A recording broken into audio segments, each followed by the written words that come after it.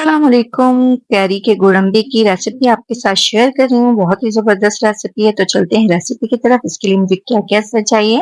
अच्छा, मैंने 500 ग्राम मेरी कैरी है। अच्छा, एक कच्ची पक्की कैरी है, एक बिल्कुल कच्ची-कच्ची कैरी है और थोड़ी-सी पक्की-पक्की सी कैरी है ना। देखिए, आप देख सकते हैं कि ये थोड़ी कच्ची वाली कैरी है और ये जो है ना थोड़े से पक गई थी कैरी, ठीक है। इसको मैंने ले लिया और ये बहुत ही ज़बरदस्त गोरंबा बनेगा, ठीक है। 500 ग्राम मैंने कैरी ले ली है, 250 ग्राम मैंने चीनी ले ली है, पिंक सॉल्ट और व्हाइट सॉल्ट दोनों ले लिया है हस्बे ज़रूरत, ठीक है। ये सौंफ और धनिया को भून के कूट लिया है।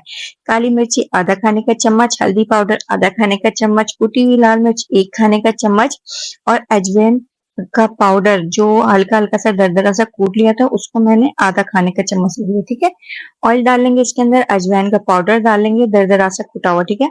इसके अंदर हम सौंफ और धनिये को जो मैंने पीस लिया था उसको डाल देंगे, वो भी दरदरा सा है, ठीक है। आप देख सकते हैं दरदरा सा है, साबुत भी नहीं है, मुंह में भी नहीं आएगा और दरदरा सा है।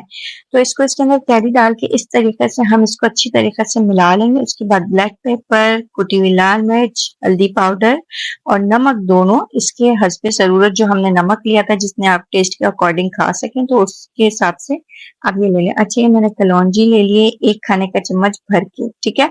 और ये चीनी अब हम इसके अंदर ऐड कर देंगे। बहुत ही ज़बरदस्त रेसिपी रेडी होती है। अगर अब तक आपने मेरे चैनल को सब्सक्राइब नहीं किया तो पहले चैनल को सब्सक्राइब कर दें, वीडियो को लाइक कर दें, ज़्यादा से ज़्यादा शेयर करें, ठीक है।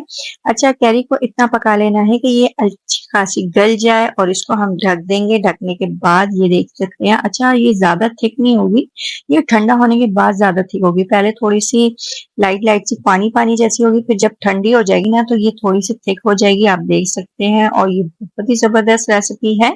गर्मियों के लिए बहुत ही होपफुल रेसिपी, इसको पराठे से खाएँ, बहुत ही ज़बरदस्त रेसिपी है। अल्लाह हाफ़िज़।